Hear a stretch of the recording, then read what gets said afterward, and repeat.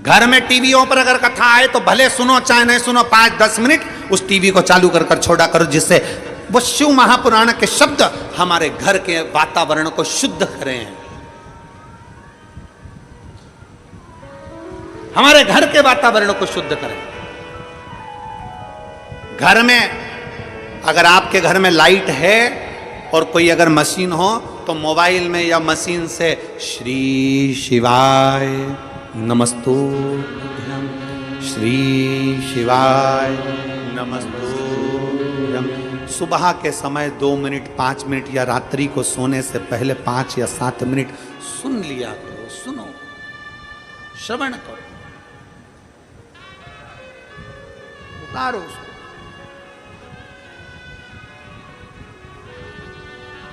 अपने भीतर उतारने का प्रयास।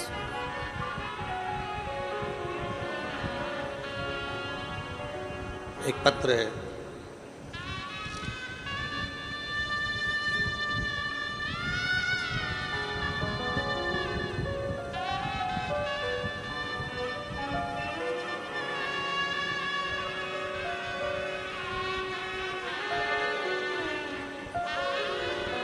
मेरा नाम दत्तात्रेय चौहान है, मैं पूना से आया हूँ। मेरा नाम दत्तात्रेय चौहान पूना से हैं। कहीं बैठे हो आप ही हैं? आ जाइए, एक बेलपत्र ले जाइए, आ जाइए। मेरा नाम दत्तात्रेय चौहान है, मैं पूना से आया हूँ। मेरा मोबाइल नंबर ये है। एक लोटे जल का मैं क्या वर्णन करूँ गुरुदेव, रुद्राक्ष का मैं क्या वर्णन करूँ गुरुदेव। मेरी पत्नी वर्षा चौहान मई 2024 में अचानक से पागलों जैसी हरकत करने लगी। हम सब डर गए, हमें कुछ समझ में नहीं आ रहा था कि क्या करें। हमारे पास इतने पैसे भी नहीं थे कि हम कोई बड़े हॉस्पिटल में उसको लेकर जाएं, और डर ये भी लग रहा था कहीं इसको कहीं पागलों के हॉस्पिटल में या कहीं जमा ना कर दें, इसलिए हम उसको लेकर ना गए। तब हमने मोबाइल पर देखा कि आपकी कथा छत्रपति संभाजी नगर में चल रही है। हम वहाँ डॉक्टरों को दिखाने के लिए आए, पुणे भी दिखाया, सब दूर दिखाया, पर उन्होंने बताया कि ब्रेन में एक नस दब गई है जिसके कारण ये पागलों जैसी हरकत कर रही है। अब उसका ब्रेन खोलना, नस को वापिस सेट करना, मतलब वापिस ये चल पाएगी नहीं चल पाएगी, कोमा में चली जाएगी, कोई भरोसा नहीं था। तब हमने, डॉक्टर बार बार दवाइयाँ देते पर उससे कोई फर्क नहीं पड़ता, समय निकल गया। तब हमने एक बार मन बनाकर शिव महापुराण की कथा सुनी, सीहोर गए, वहाँ का रुद्राक्ष लेकर आए और तांबे के कलश में गलाकर उस रुद्राक्ष का पानी हमारी धर्मपत्नी को देना प्रारंभ करा। आज मैं बाबा को धन्यवाद देने के लिए आया हूँ कि मेरी धर्मपत्नी पूर्ण तरह से स्वस्थ हो गई है। मैं बाबा को यहाँ प्रणाम करने के लिए आया हूँ। एक लाइन अच्छी लिखी है,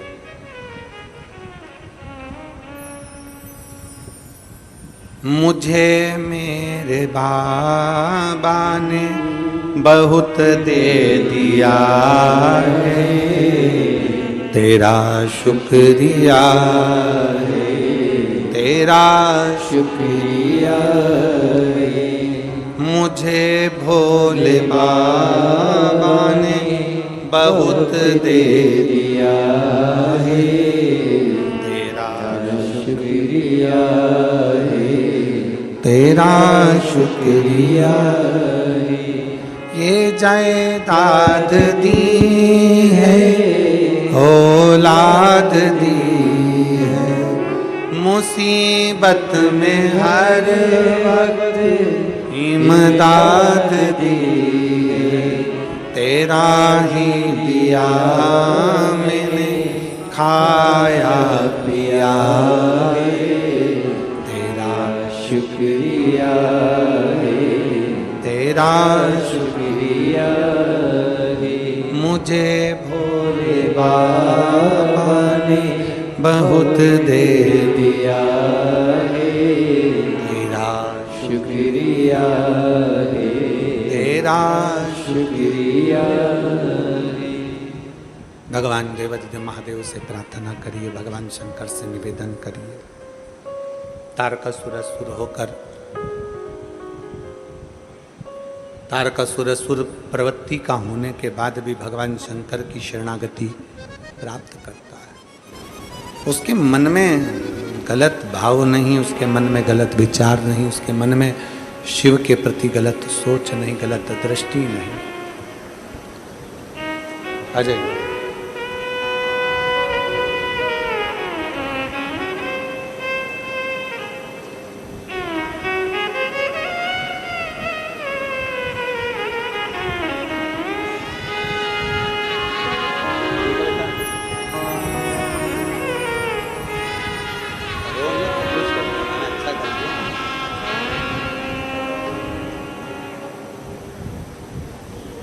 शिव तत्व की प्राप्ति हो।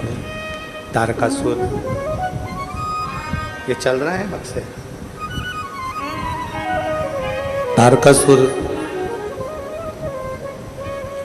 असुर होकर भी भगवान शंकर की भक्ति को नहीं छोड़ता। तारकासुर असुर होकर भी भगवान शंकर की अविरल भक्ति को नहीं त्यागता। शिव भक्ति में रमा हुआ है, शिव भक्ति में लगा हुआ है, शिव भक्ति में तल्लीन है। शंकर का कोई द्रोही नहीं, शिव का कोई दुश्मन नहीं। संसार सागर में अगर जन्म ले, मृत्यु लोक में अगर जन्म ले, मृत्यु सागर में अगर आओ, तो ये मानकर चलो कि हमारा कोई दुश्मन नहीं है, हमारा कोई द्रोही नहीं है।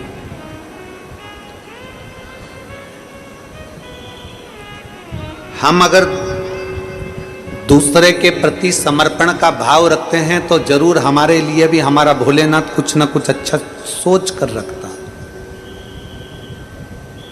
हमारा शंकर हमारे लिए कभी गलत नहीं कर सकता। हमारा शिव हमारे लिए कभी गलत नहीं करेगा। अपने मन को पवित्र बनाने का प्रयास करें, अपने हृदय को, अपने चित्त को श्रेष्ठ बनाने का प्रयास करें। जब हम हमारे मन को, जब हमारे चित्त को, हमारी वृत्ति को श्रेष्ठ बनाने का प्रयास करेंगे तो संपूर्ण क्षेत्र हमें श्रेष्ठ ही नजर आएगा। संपूर्ण क्षेत्र। एक बड़ा सुंदर संवाद आता है, हम हमेशा कथा में कहते हैं, आप लोगों से भी हम बार बार विनय करते हैं, बन सके इन हाथों से भूखे को भोजन करा दो, प्यासे को पानी पिला दो। किसी की चिकित्सा व्यवस्था कराना हो तो उसकी मेडिसिन करवा दो। बन सके कहीं अच्छा काम बन सके, किसी की एजुकेशन कराना है कराओ। कुछ श्रेष्ठ करने का प्रयास करो, कुछ अच्छा करने का प्रयास करिए। जब हम अच्छा करते हैं तो हमें अच्छा प्राप्त होता है। किसी कथा में कोई व्यासपीठ पर महाराज ये नहीं बोलेगा कि अपने साथ आना तो 2 पानी की बोतल लाना। सुना है किसी की कथा में कभी तुम लोगों ने? जम के बोलो जरा, जम के। सुना है कभी? किसी कथा में कोई महाराज, कोई कथाकार, कोई संत, कोई बाबा ये नहीं कहेगा कि कथा में आना तो 2 पानी की बोतल लाना। कोई महाराज तुमसे ये नहीं कहेगा कि कथा में आना तो अपने बिछाने की दरी आसन साथ में लाना। कोई महाराज ये नहीं कहेगा कि कथा में आना तो अपना ओढ़ने का साथ लाना। कोई महाराज ये नहीं कहेगा कि कथा में आना तो अपने साथ एक छाता जरूर लाना। केवल शिव महापुराण की कथा कहती है कि अपने साथ 2 पानी की बोतल लेकर चलो। क्यों? एक बाटल मेरे अपने लिए और दूसरी बाटल मेरे अड़ोसन, पड़ोसन और धड़ोसन के लिए, जो पास में बैठा है उसके। क्यों? किस लिए?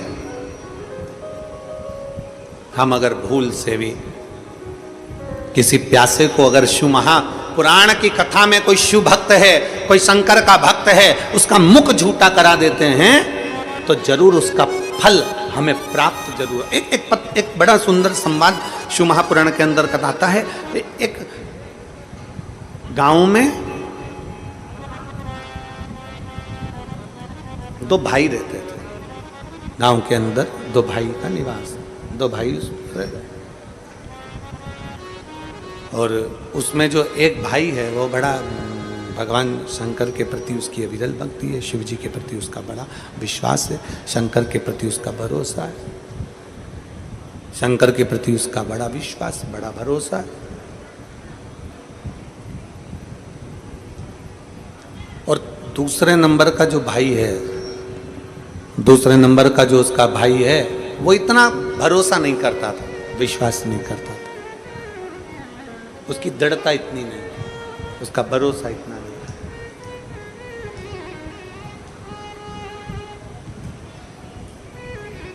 दोनों भाई खेती करते और गन्ने की फसल लेते। गन्ना जानते हो? अरे बोलो तो जम के, जानते हो ना गन्ना? यहाँ और कुछ बोलते हो तो बात दूसरी है। शुगर, चीनी का जो ईख भी कई लोग बोल देते हैं उसको, ईख, गन्ना। दोनों भाई गन्ना लगाते, गन्ने की फसल लेते और गन्ने की फसल लेकर उसका आधा गन्ना तो वो शुगर मिल में भेज देते, शुगर फैक्ट्री में, और आधा गन्ना उसका जो है वो गुड़ बनाने में काम में ले लेते। दोनों भाई। समय निकलता गया, निकलता गया, निकलता गया, और दोनों भाई खूब अच्छे से अपना जीवन जी रहे, खूब अच्छे से अपने जीवन का यापन कर रहे। दोनों भाई खूब अच्छे से अपनी जिंदगी जी रहे। दोनों भाई अपने जीवन को, अपनी जिंदगी को बहुत श्रेष्ठता में जी रहे, बहुत श्रेष्ठ।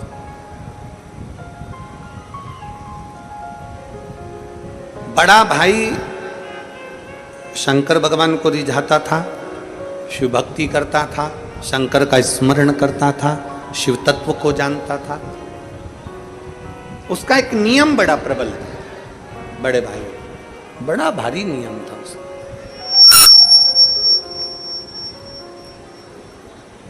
उसके दरवाजे पर अगर कोई भूलवश शिव भक्त आ जाता, उसके दरवाजे पर कोई शंकर का भक्त पहुंच जाता, उसके दरवाजे पर अगर कोई शिव भक्त आ जाता, तो वो उसको बिना गन्ने का रस पिलाए भेजता ही नहीं।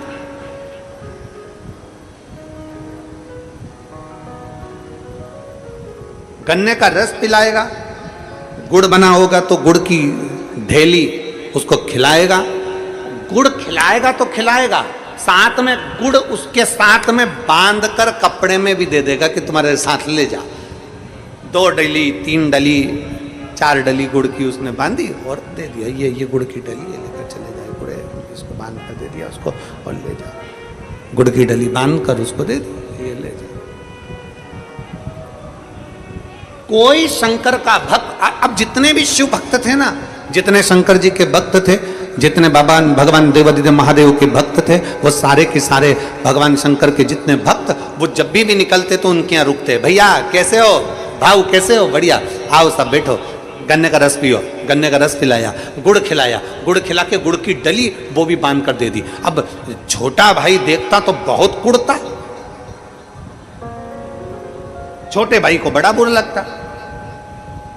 छोटे भाई को लगता बताओ गजब का मेरा भाई है, मेहनत हम दोनों कर रहे हैं, काम हम दोनों कर रहे हैं, फसल हम दोनों ले रहे हैं, सारा पानी हम दोनों फेर रहे हैं, दवाई हम दे रहे हैं, गुड़ हम बना रहे हैं, मेहनत हम कर रहे हैं, और ये आते हैं थोड़े बहुत लोग और खा पी के चले जाते हैं। गुस्से में लाल हो गया भाई, छोटे वाले को तो बड़ा तन्न फन्न हो गया, छोटे वाले को तो रहा नहीं गया।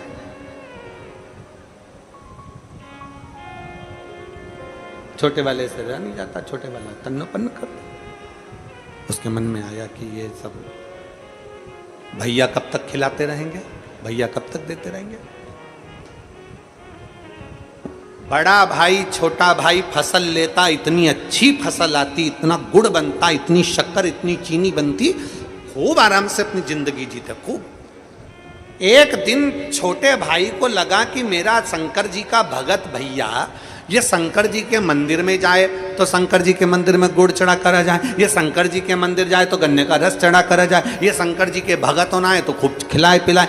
अब एक काम करता हूँ, अब की बार फसल लेंगे, तैयारी पूरी कर लेंगे, फसल आएगी तो मैं मेरे भैया को तीर्थ भेज दूंगा।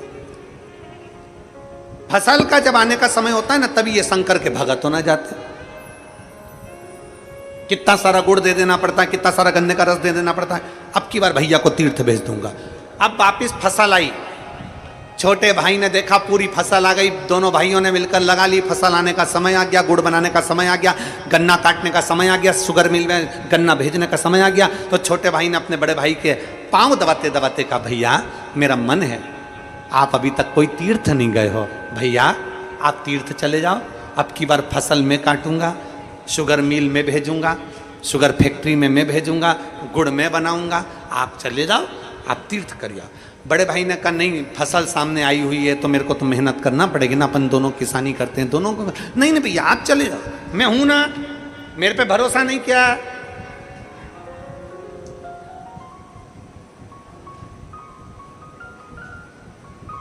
मुझ पे भरोसा नहीं किया, ए भाऊ मुझ पे भरोसा नहीं किया। नहीं तेरे पे तो भरोसा है, पूरा है, तो फसल में ले लूंगा, तुम जाओ। बड़े भाई ने सोचा, ले लेगा ना बेटा, सब अच्छे से कर लेना, हो आराम से रहना, खूब आराम से सेवा करना। ठीक है भैया जाओ। अब बड़ा भाई तो चले गया तीर्थ। छोटे भाई ने मन में सोचा, अब आओ तुम गन्ने का रस पीने, अब आओ तुम गुड़ खाने। अब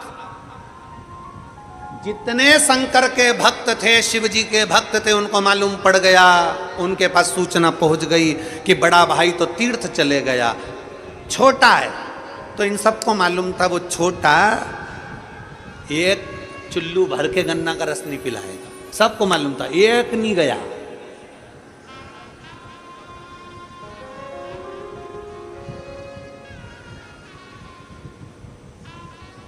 एक नहीं। मैं माननीय अन्ना जी को एक बात कहना चाहूंगा, उस बात के पीछे हमको बहुत हंसी आई। कल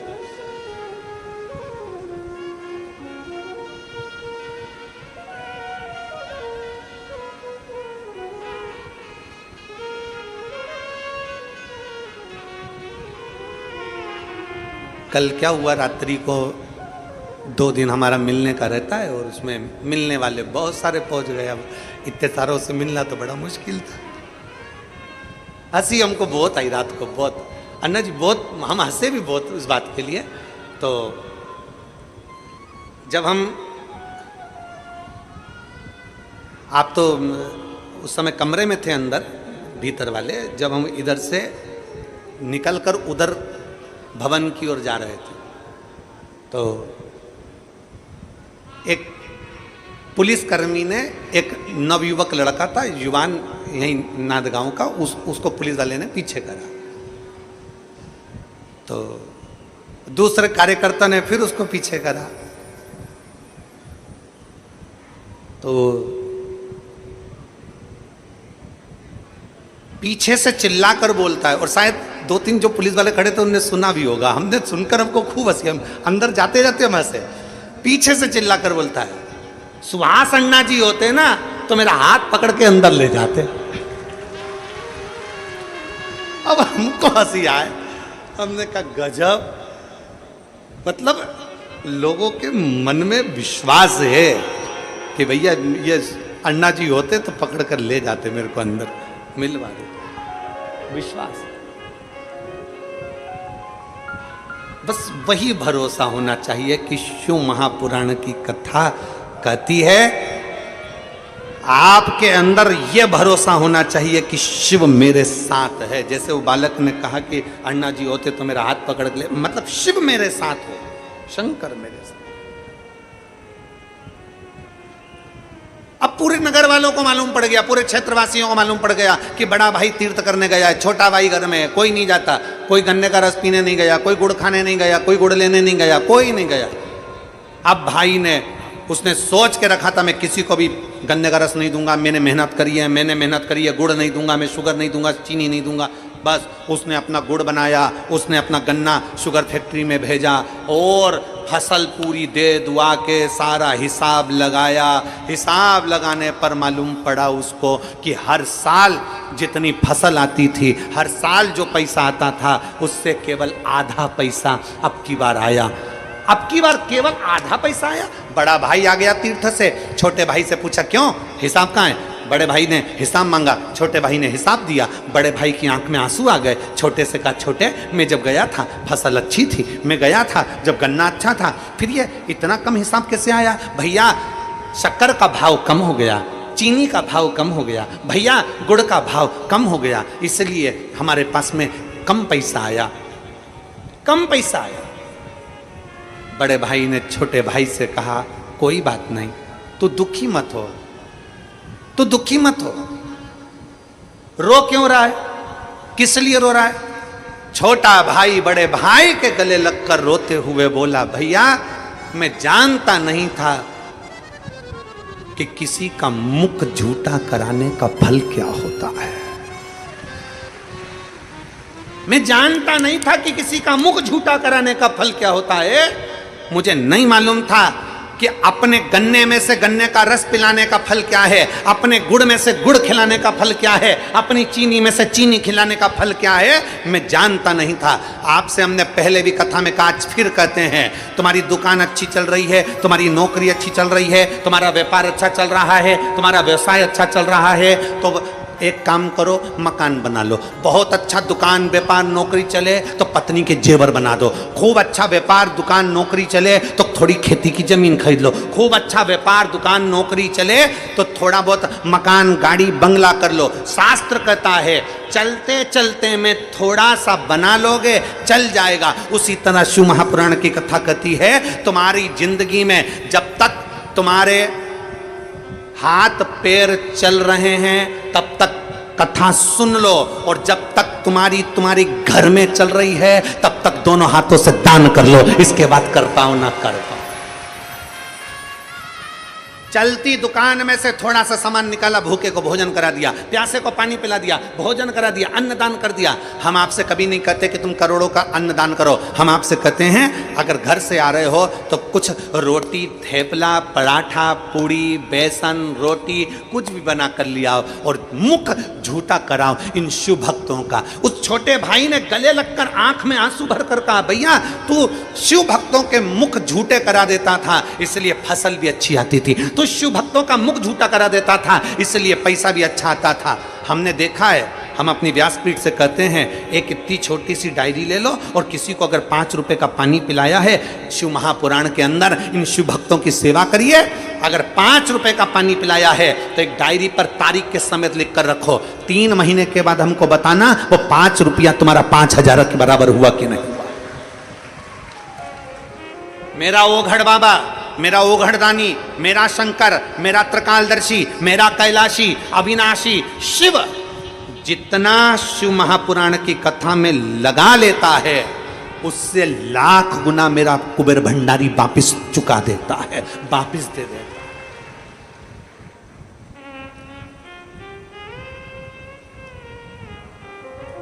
अभी अन्ना जी कह रहे थे कि गुरुजी के पास में 2028 तक 27 तक तारीख खाली नहीं है। सत्यता है, आप जाइए सीओर में आपको मालूम पड़ेगा, कंप्यूटर के सामने ले जाके आपको बिठा देंगे।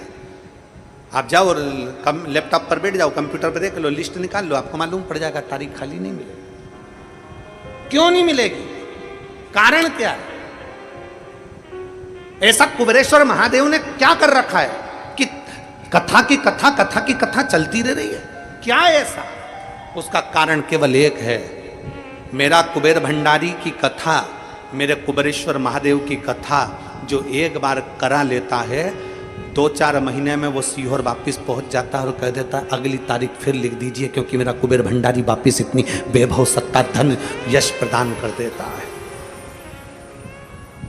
मेरा कुबेर भंडारी वापिस इतना दे देता है कि अगली कथा की तारीख फिर लिखवा कर जाते हैं। अगली तारीख वापिस दो, अगली तारीख वापिस दो, फिर तारीख वहां पर लिखा के जाएगा 25 में दो, 26 में दो, 27 में दो, तुम्हारी मर्जी पड़े तब दो, पर तारीख लिखो, हमारी तारीख लिखो।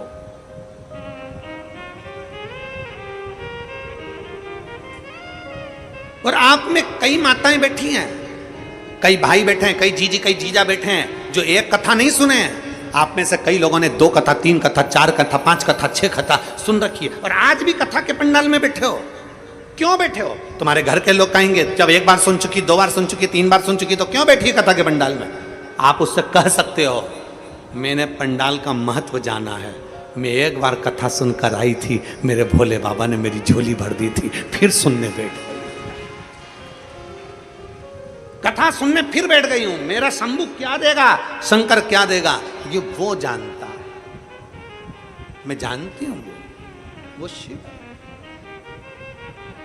वो शंकर, वो घड़ी, वो शंभू। किसी शिव भक्त का मुख झूठा कराने पर, किसी शंकर के भक्त को शिव महापुराण के अंतर्गत आने वाले शिव भक्त के लिए समर्पण का भाव रखने का फल क्या, उसका फल क्या?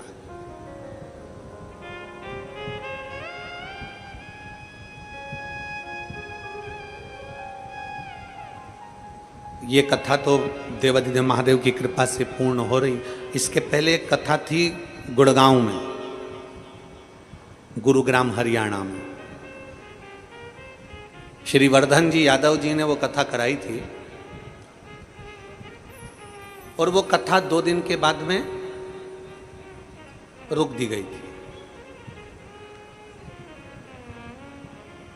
कथा के पंडाल में से शिव भक्त निकल कर नहीं गए, कथा फिर उनके घर पर चालू करी वर्धन जी यादव जी। गुरुग्राम हरियाणा के शिव भक्त निकलकर बाहर नहीं गए, पंडाल में पड़े रहे, हमें कथा सुनना है, हमें कथा सुनना है, खड़े रहे। मैं गुरुग्राम हरियाणा के उस वर्धन यादव जी को धन्यवाद दूंगा कि उनको मालूम पड़ा उनकी माता जी को और उनको कि पंडाल में भक्त लोग हैं और वो सब वहीं हैं और उनके भोजन की व्यवस्था नहीं हो पाई, क्योंकि पंडाल में सब बंद करवा दिया गया था। तो तुरंत वो वर्धन यादव जी ने घर के बाहर टेंट लगवाकर भोजन बनवाया और बनवाने के बाद वो भोजन ले जाकर पंडाल में शिव भक्तों को खिलाया। मैं उनको भी साधुवाद देता हूं इस चीज के। समर्पण किसको कहते हैं? समर्पण, जैसे भी हमने कथा में कहा कि अन्ना जी और ताई दोनों मिलकर हाथ जोड़कर कहते हैं आपने भोजन किया, आपने भंडारा जीमा, आप प्रसाद पाए, इससे प्रसन्नता होती है, इससे हमारे जीवन की एक बलता मिलती है, एक आनंदता मिलता है कि यजमान स्वयं शंकर और पार्वती का रूप होते हैं। ये हमने कई बार शिव महापुराण में कथा में कहा है कि शिव शंकर का एक रूप है, हमारे यजमान शंकर का एक रूप। हम हमेशा शिव महापुराण की कथा में कहते हैं ईश्वर जी और गोरा जी का स्वरूप है। यजमान जो बैठता है, पति पत्नी जो बैठते हैं कथा सुनने, वो शिव और पार्वती के रूप में बैठते हैं।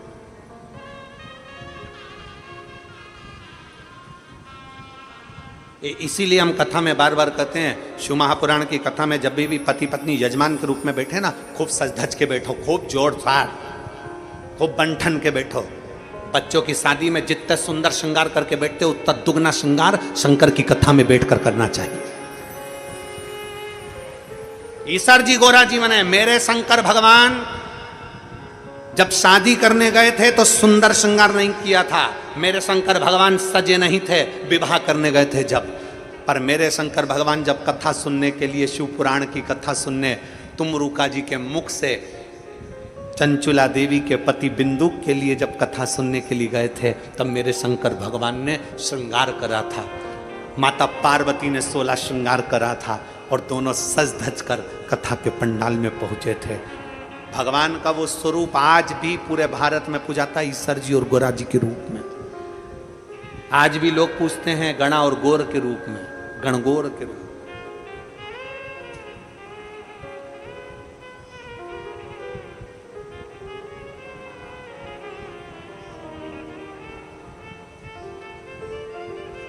और हम तो हमेशा कहते हैं ये भगवान ने जो 32 दांत दिए हैं ना,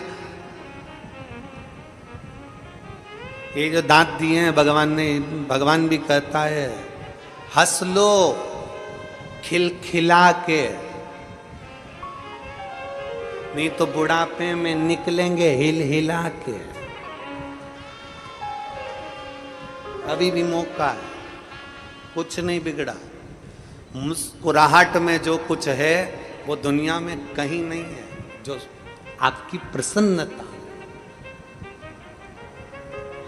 अपनी प्रसन्नता।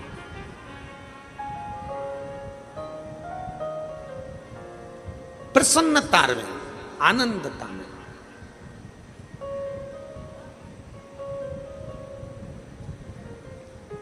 कहा शिव महापुराण की कथा कहती है, भगवान शंकर का चरित्र कहता है, शिव तत्व कहता है, औगड़दानी का चरित्र कहता है। मुख झूठा करा देने पर भी फल की प्राप्ति है। शिव महापुराण का रिश्ता बड़ा सबसे प्रबल रिश्ता है शंकर का। शिव महापुराण का रिश्ता के बराबर कोई रिश्ता नहीं है। घर में तो आपको मालूम है कि ये मेरा भाई है, घर में आपको मालूम है कि ये मेरी बहन है, घर में आपको मालूम है ये मेरे नातेदार, ये मेरे रिश्तेदार हैं। शिव महापुराण की कथा में यहाँ जितने पंडाल में बैठे हो, तुम्हारे आसपास में जो माताएं बैठी है, तुमको नहीं मालूम कि ये तुम्हारी बहन है, कि तुम्हारी काकी है, कि तुम्हारे रिश्तेदार हैं, कि तुम्हारे नातेदार हैं। पर 7 दिन कथा में उसके पास बैठ कर ऐसा रिश्ता बन जाता है कि घर के रिश्ते पीछे रह जाते हैं और शिव पुराण का रिश्ता अलग चल जाता है। ये शंकर का रिश्ता है, ये शिव तत्व का रिश्ता है, ये शिव महापुराण का रिश्ता है। इसीलिए शिव महापुराण की कथा कहती है, हमारा भगवान की कथा में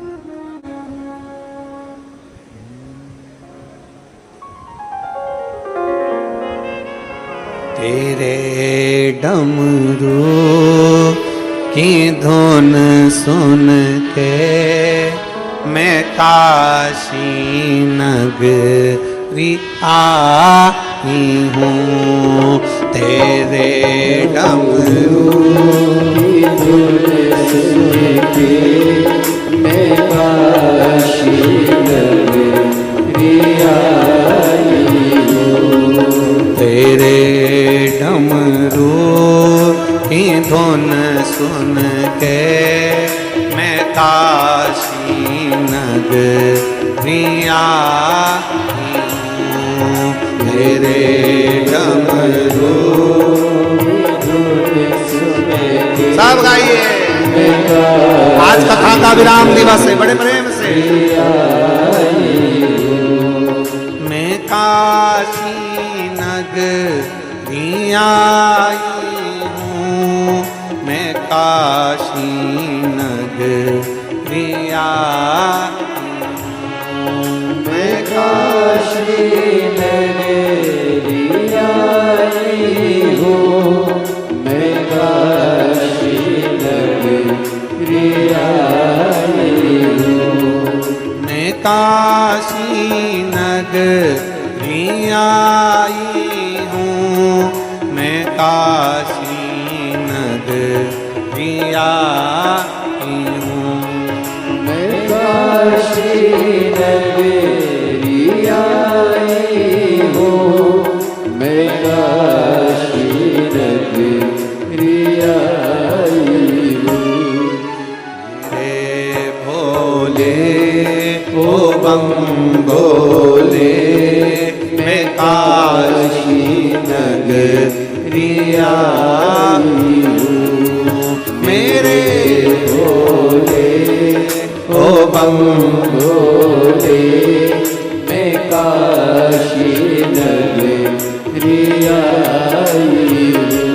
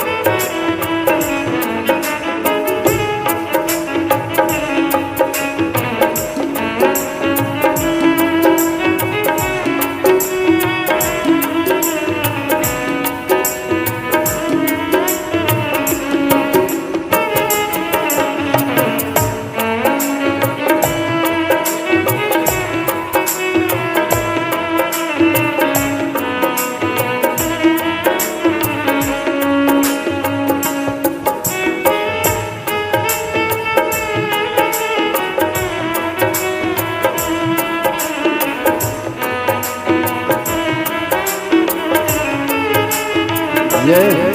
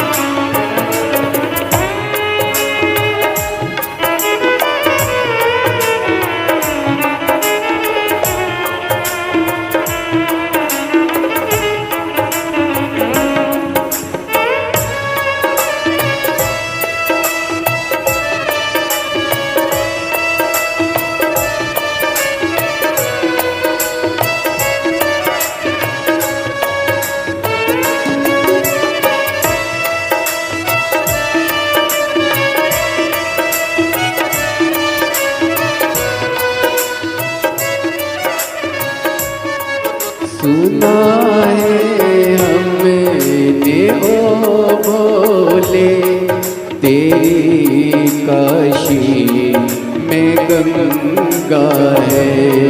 सुना है हमने ओ भोले तेरी काशी में गंगा है। सुना है हमने ओ भोले तेरी काशी में गंगा है। उसी गंगा में नहाने को मैं काशी नगरी आई हूँ। उसी गंगा में नहाने को मैं काशी नगरी आई हूँ। मेरे भोले हो भोले मैं काशी नगरी आई हूँ। मेरे भोले हो भोले मैं काशी नगरी आई हूँ।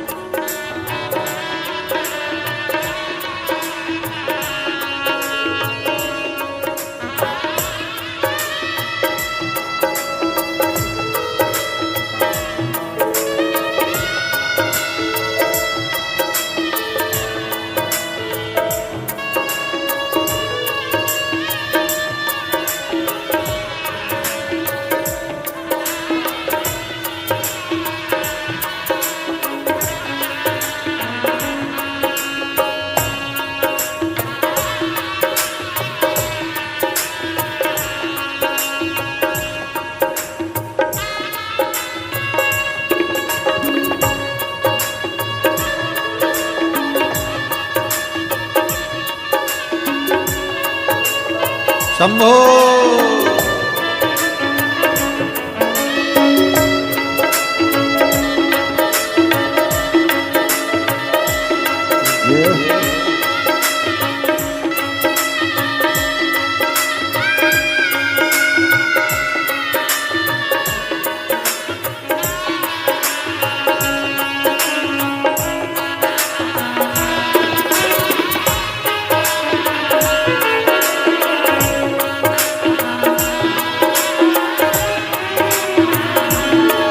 सुना है हमने ओ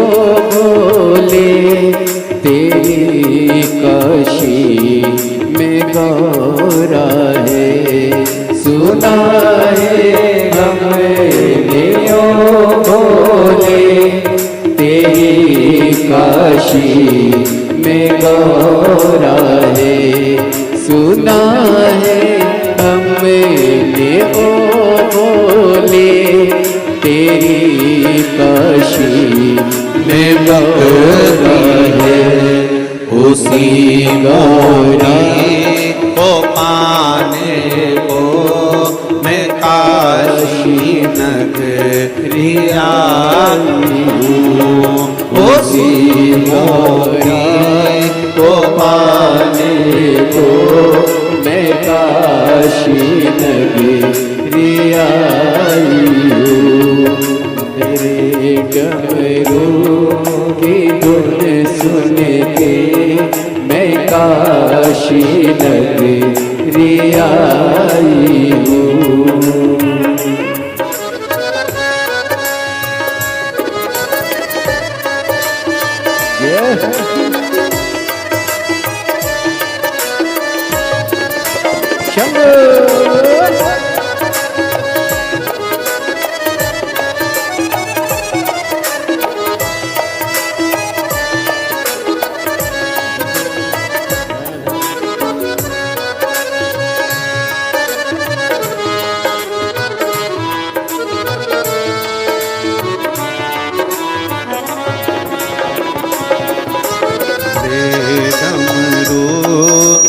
धुन सुन के मैं काशी नगरी आई हूँ।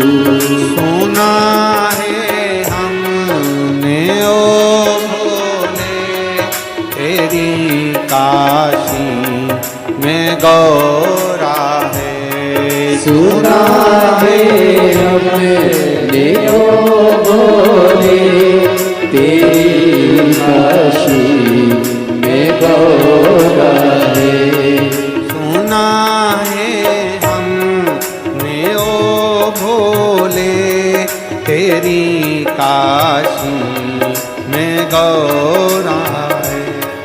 सुना है हमने ओ भोले तेरी काशी में गौरा है। उसी गौरा को पाने को मैं काशी नगरी आई हूँ। उसी गौरा को पाने को मैं काशी नगरी आई हूँ। बोले ओ बम बोले मैं काशी नगरी आई हूँ।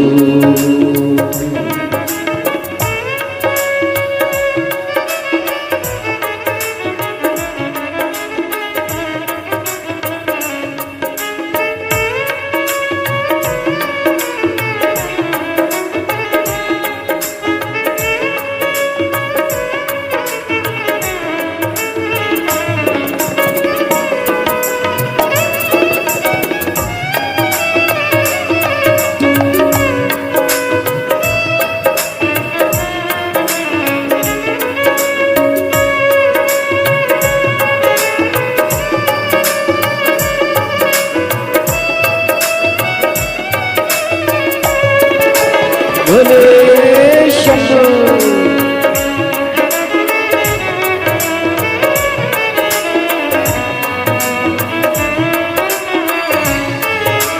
जय हो।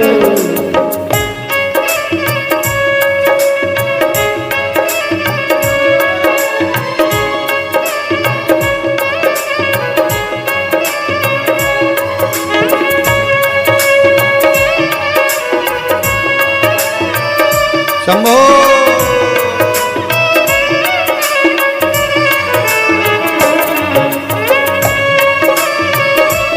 बड़े भाव से दोनों हाथों से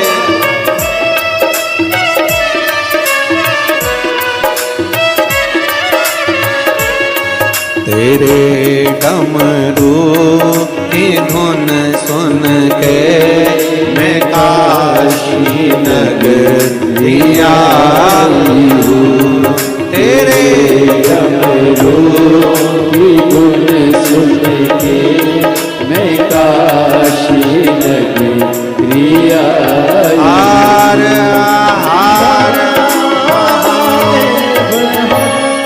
अपने स्थान पर बैठकर आज कथा का विराम दिवस है, बड़े भाव से बाबा से प्रार्थना करो।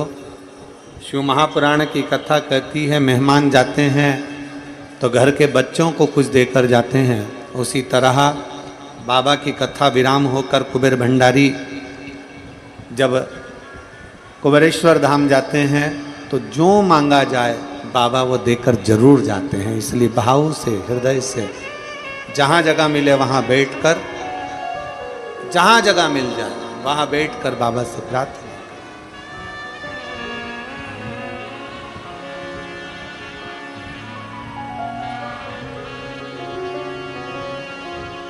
श्री शिवाय नमस्तुभ्यं। श्री शिवाय नमस्तुभ्यं।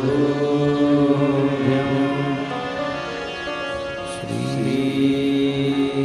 शिवाय नमस्तुभ्यं। श्री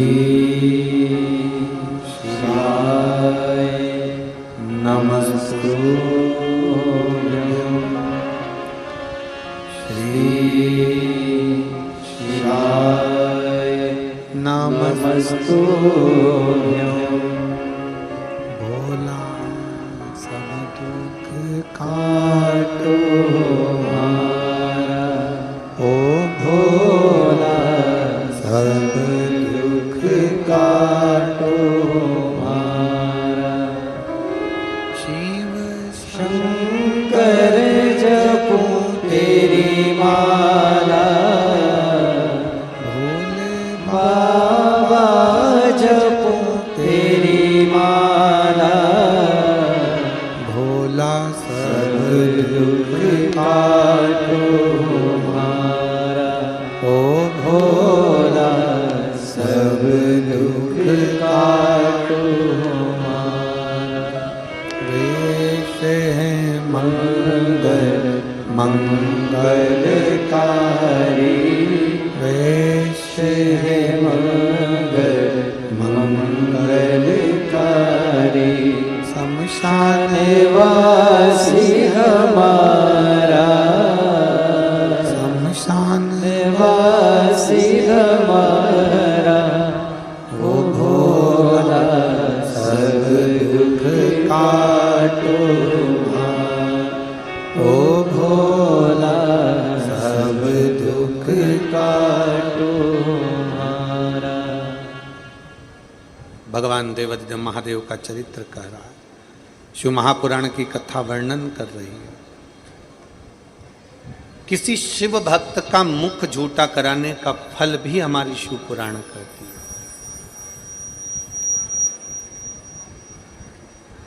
तारकासुर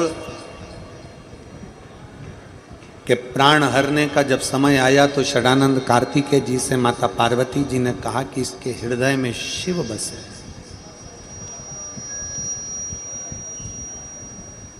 इसके हृदय में शंकर बसे।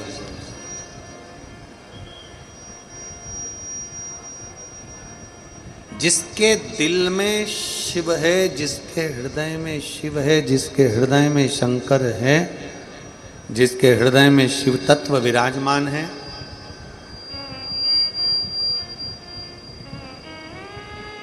वो भटकता नहीं है।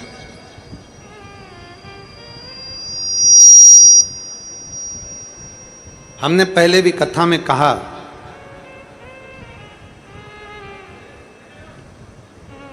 पत्थर टूटता है तो भगवान बनता है।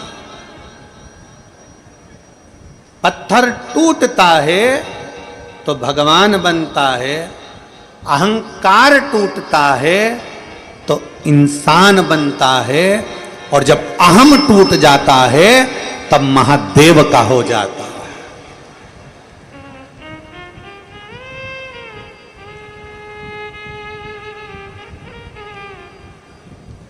अगर दिल में हृदय में शिव बसा है, शंकर अगर बसा है तो शिव।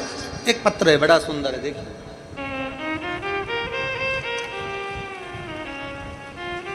मैं सुनीता गोपीनाथ पाटिल।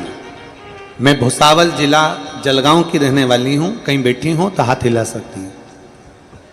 आप ही हैं? बच्ची आई है क्या साथ में?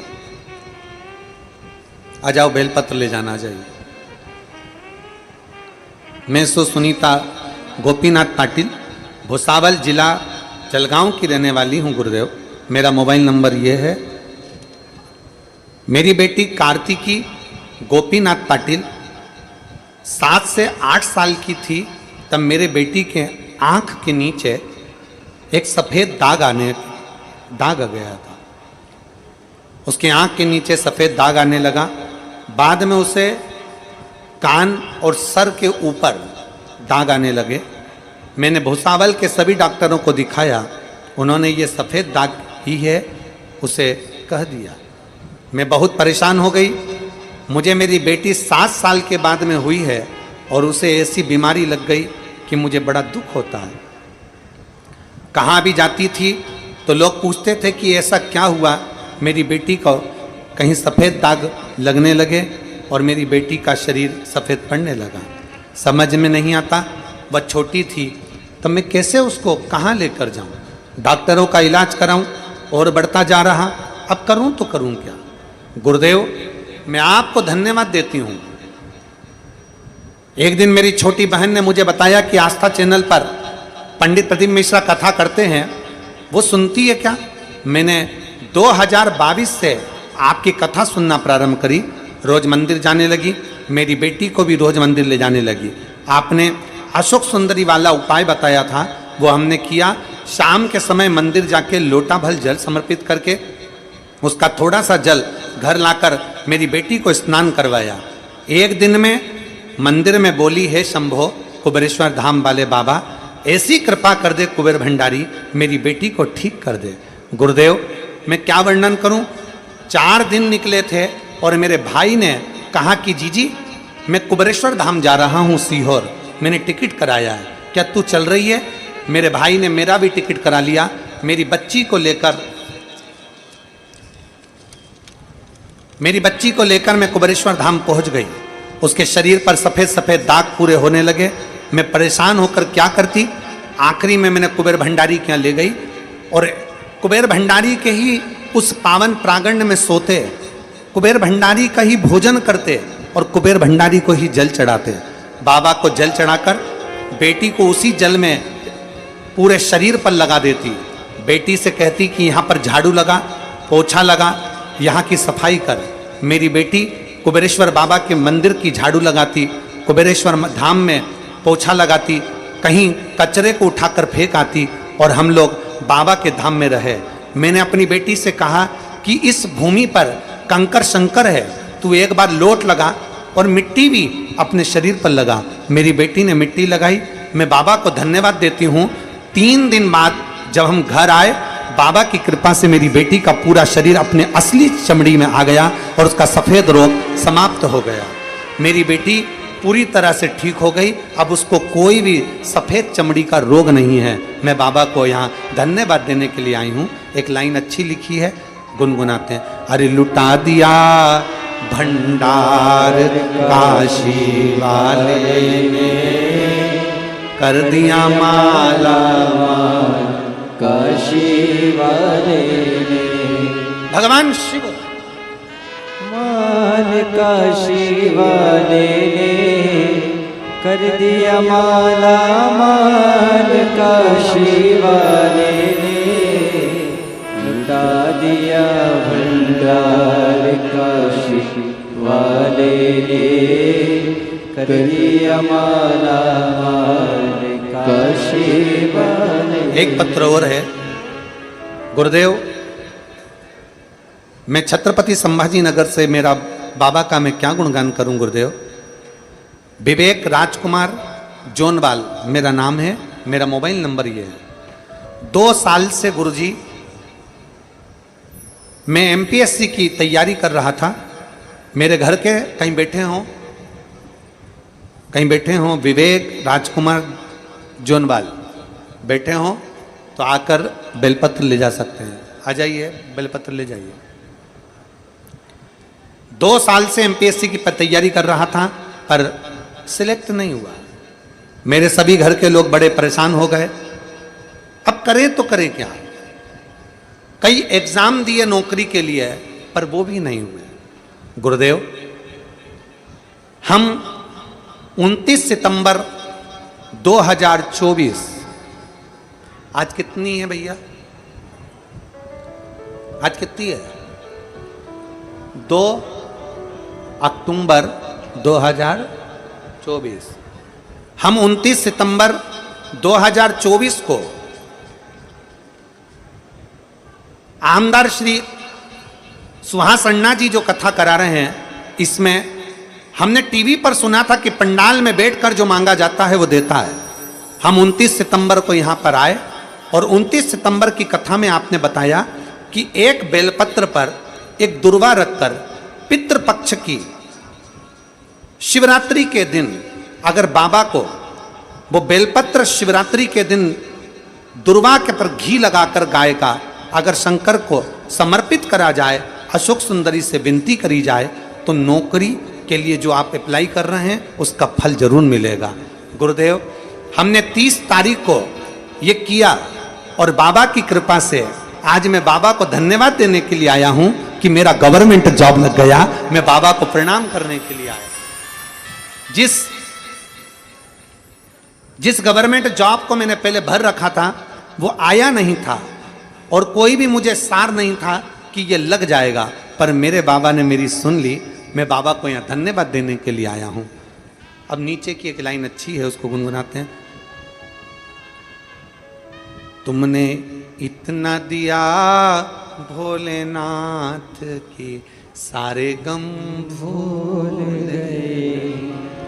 शिव तत्व है, शंकर ओघड़ी है। मैं विवेक राजकुमार जोनवाल छत्रपति संभाजी नगर से हूं। मैं बाबा को यहां धन्यवाद देने के लिए आया। ये शिव तत्व है, ये शंकर, ये ओघड़ी, ये शिव है। एक विश्वास के साथ फिर निवेदन है, कोई लेट बनता है, कोई जल्दी बनता है। शिव को जल चढ़ाने वाला एक दिन सेठ जरूर बनता है। ये शिव है, शिव है।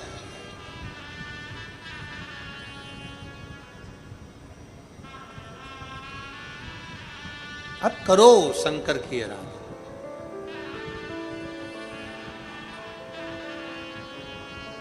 एक दिन की कथा सुनी है, दूसरे दिन बाबा का बेलपत्र और दुर्वा का प्रयोग कर लिया। पुराना एग्जाम दिया हुआ, पुराना इंटरव्यू दिया हुआ का रिजल्ट बाबा ने दे दिया। याद भी नहीं, स्मरण नहीं।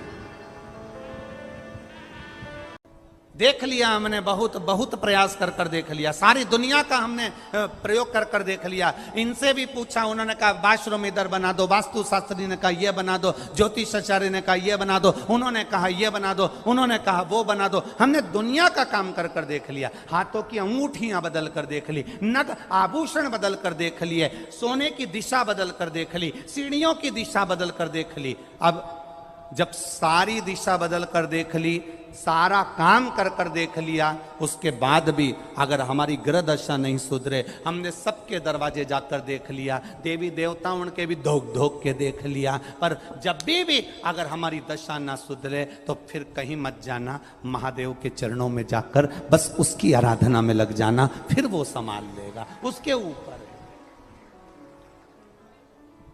अरे देख लिया संसार हमने, देख लिया सब मतलब के यार हमने देख लिया।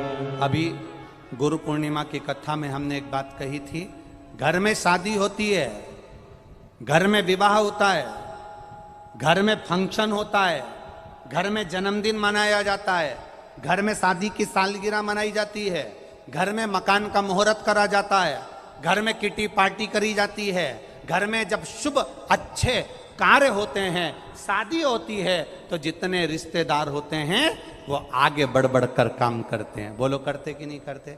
शादी में दूल्हा घोड़े पर घोड़ी पर चढ़कर जाता है, सारे रिश्तेदार आगे आगे नाचते हैं। शादी में दूल्हे के आगे सारे रिश्तेदार चलते हैं, फंक्शन में, अच्छे कार्य में सारे रिश्तेदार आगे आगे बढ़कर काम करते हैं। पर परिवार में अगर कोई मर जाता है तो जितने रिश्तेदार होते हैं वो अर्थी के आगे नहीं चलते, अर्थी के पीछे चलते हैं। मतलब ये हमारा व्यवहारिक जीवन कहता है कि सुख के समय पर तुम्हारे सब आगे हैं, और जैसे ही तुम्हारी जिंदगी में दुख आया तो सब पीछा छोड़कर पीछे चले जाते हैं, आगे तुम्हारे कोई नहीं रहता है। दुख की घड़ी में सब पीछे, सुख की घड़ी में सब आगे।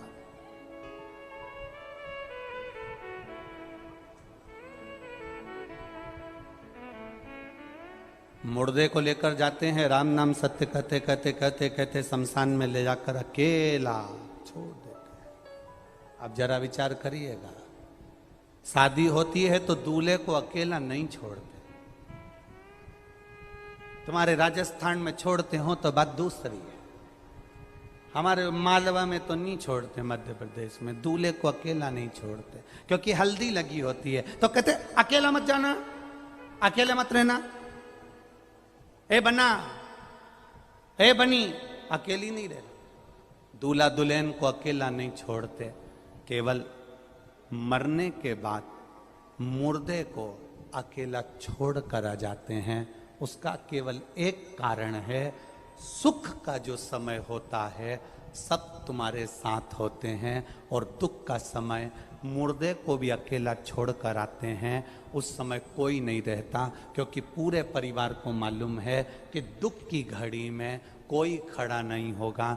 शमशान में केवल एक ही रहता है, और वो देव अधिदेव महादेव रहता है। वो संभाल लेगा, वो संभालेगा,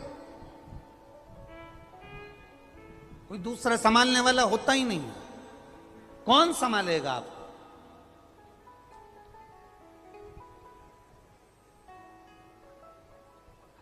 जितने लोग कुबेरेश्वर धाम पर आते हैं, हम उनसे कहते हैं कभी भी यहां पर आकर ये मत कहना कि मेरी गाड़ी, मेरा बंगला, मेरी जमीन, मेरी जायदाद। यहां तो झोली भी अगर खाली लाओ, 25 साल, 30 साल, 40 साल भी अगर शादी को हो गए और औलाद नहीं हुई है, तो उसके दरवाजे पर जाकर कहना, कथा सुनते सुनते उसके 7 दिन की कथा में कंकर शंकर का स्पर्श रोज कर कर अपने गर्भ को लगाते हुए कहना, तेरी कथा सुन रही हूं, मैंने सुना है तो सबकी गोदी भर देता है। मेरी शादी को 30 साल हो गए, झोली तो तू ही भरेगा, मुझे विश्वास है, खाली नहीं लौटाएगा। और वो देकर ही भेजता है, देकर ही भेजता है, खाली नहीं भेजता।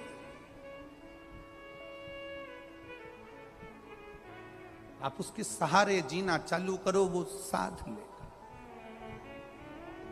हम अभी तक अपने भ्रम में जी रहे हैं कि ये मेरा है, मेरे रिश्तेदार, मेरे नातेदार, मेरे कुटुंब, मेरा कबीला, मेरे अपने मुझे संभाल लेंगे। सब व्यर्थ की बात है, कोई किसी को नहीं संभालता। जब ब्रह्मा जी, ब्रह्मदेव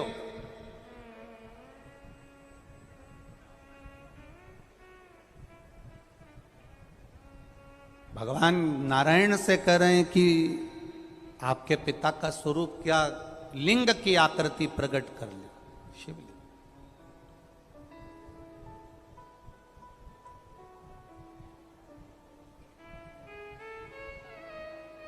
ये तुम्हारे पिता हैं? हाँ, भगवान कह रहे हैं मेरे पिता ही ये। तुम्हारे पिता? हाँ। इनके चरण कहाँ हैं, शीश कहाँ है? तुम्हारे पिता का चरण और शीश है कहां? देखना चाहिए। ब्रह्मा जी भगवान शंकर का शीश ढूंढने के लिए गए, और भगवान विष्णु जाना नहीं चाहते थे, पर ब्रह्मा जी के कहने पर भगवान नारायण शंकर भगवान का चरण ढूंढने के लिए गए। वापिस जब लौट कर भगवान विष्णु को चरण नहीं मिले, आ गए, तब भगवान ब्रह्मा जी लौट कर आए तो केतकी का फूल और गौ माता को साथ लेकर आए। भगवान विष्णु से पूछा, क्या तुमको शिवजी का चरण मिला? नहीं। सत्य कह दिया, नाम सत्य नारायण पड़ गया। नाम पड़ गया सत्य नारायण।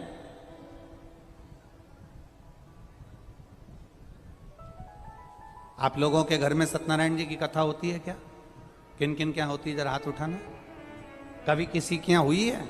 हुई सबके यहाँ? चलो रखो। सत्यनारायण जी की कथा में कितने अध्याय होते हैं? बोलो, जम के बोलो जरा। 5। अब उसमें पहले अध्याय को पढ़ना। एक गरीब ब्राह्मण, यहीं से चालू हुआ है, ठीक है। फिर लिखा, उसने सत्यनारायण भगवान की कथा सुनी। बोलो सही है कि गलत है? 5 अध्याय पूरे हो गए, उसमें अभी तक ये नहीं पता पड़ पाया कि इसमें सत्यनारायण की कथा कौन सी थी। बोलो, पढ़ो एक बार, फिर से पढ़ो। फिर सत्यनारायण भगवान की कथा लक्कड़हारे ने सुनी। बोलो सही है कि गलत है?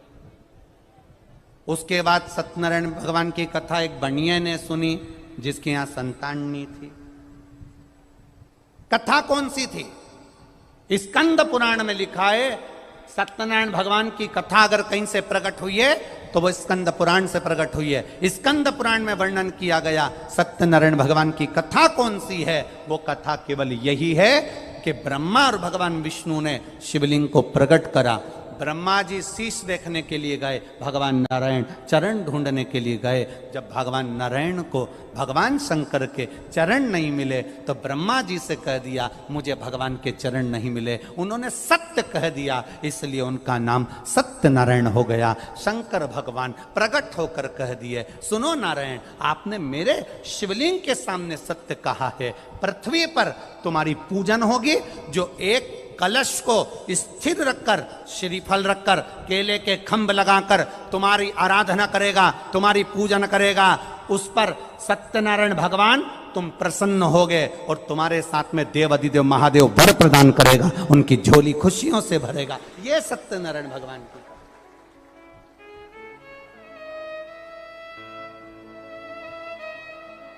सत्य को पहचाना भगवान नारायण ने। भगवान ब्रह्मा जी से पूछा, क्या आपको सिर मिला? ब्रह्मा जी बोले हाँ। ना मानो तो केतकी के पुष्प से पूछो। केतकी के पुष्प से पूछा, ब्रह्मा जी को सिर मिला? केतकी के फूल ने कहा। भगवान शंकर ने कह दिया, केतकी का फूल झूठ बोल रहा है, मैं श्राप देता हूं। एक केतकी सारे देवताओं पर चढ़ेगी पर शंकर पर कभी नहीं चढ़ेगी। 1000 गौ हत्या के बराबर दोष है एक केतकी का फूल अगर शंकर भगवान पर चढ़ जाए तो। श्राप दे दिया। गौ माता से कहा कि आप बोल रही हो कि ब्रह्मा जी ने शीश का दर्शन करा है? हाँ, तेरा पूरा शरीर पूजा जाएगा पर तेरा मुख अपूज्य होगा। गौ माता, सारे मंदिरों की परिक्रमा आगे से होगी, सारे तीर्थों की परिक्रमा आगे से होगी, माता पिता की परिक्रमा आगे से होगी, पर गौ माता तूने झूठ बोला है, इसलिए तेरी परिक्रमा तेरी पूंछ से चालू होकर पूंछ पर विराम होगी। कन्यादान आगे से, वस्त्रदान आगे से, मुद्रादान आगे से, स्वर्णदान आगे से, अन्नदान आगे से।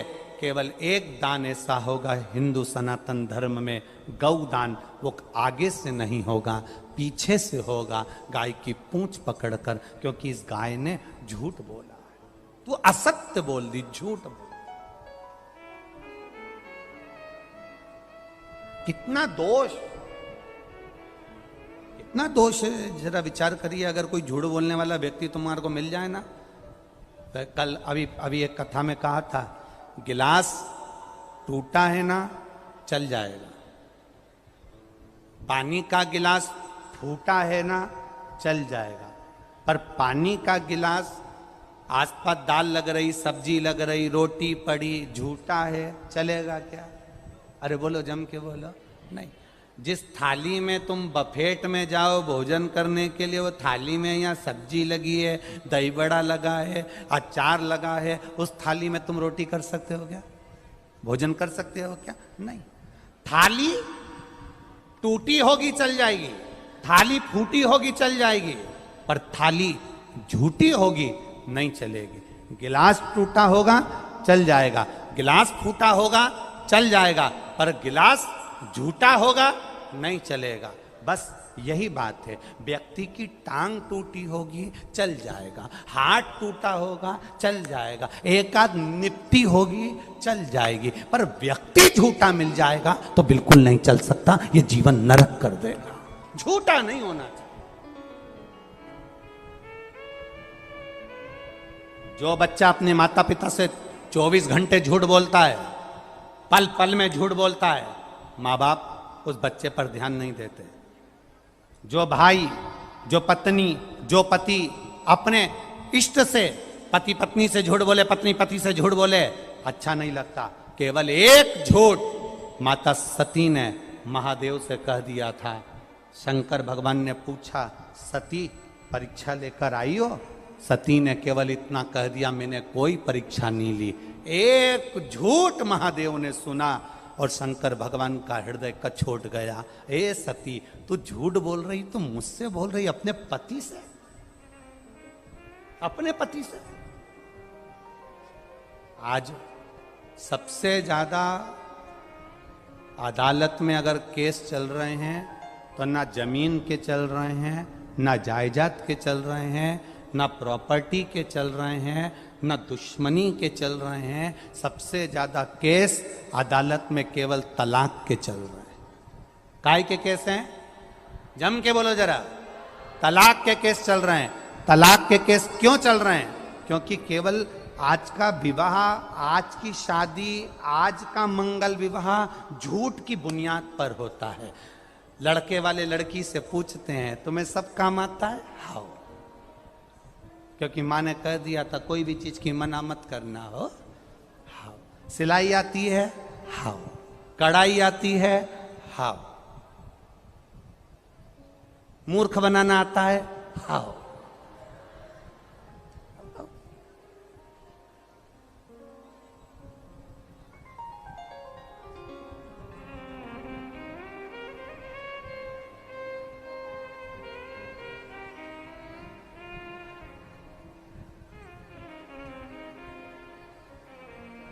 झूठ पर विवाह पक्के हो रहे हैं, झूठ पर बुनियाद रखी जा रही है। पर शिव महापुराण की कथा कहती झूठ से परे होइए। दिखावे की जिंदगी से भगवान शिव प्रसन्न नहीं होते। सावन का महीना आया, सिर पर त्रिपुंड लगा लिया,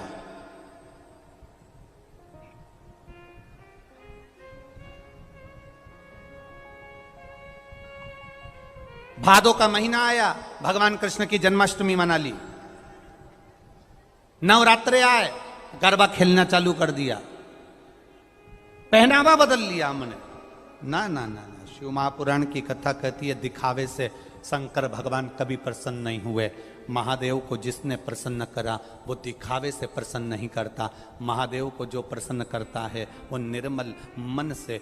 भोले को प्रसन्न करने का सबसे सुंदर तरीका है आप स्वयं भोले बन जाइए। तो कई लोग कहते हैं गुरुजी अगर हम भोले बनकर रहेंगे तो दुनिया बहुत समझदार हो गई, हमको मूर्ख बनाकर चली जाती है। हमारा निवेदन है, हम दुनिया के सामने भोले बनने का नहीं कर रहे हैं, हम शंकर का भोला भक्त बनने की बात कर रहे हैं। भोला भक्त का मतलब ये नहीं होता कि किसी को मूर्ख बना देना। भोला भक्त का मतलब होता है अपने शरीर के द्वारा, अपने द्वारा, अपनी वाणी के द्वारा, अपने चरित्र के द्वारा अपन किसी को दुख ना दें। बस यही भोला भगत की एक परिभाषा है। हमने अगर किसी को अपशब्द कह दिया, ताने दे दिए, गाली दे दी, आड़ा टेढ़ा कह दिया, इसमें भोला भगत की परिभाषा नहीं है।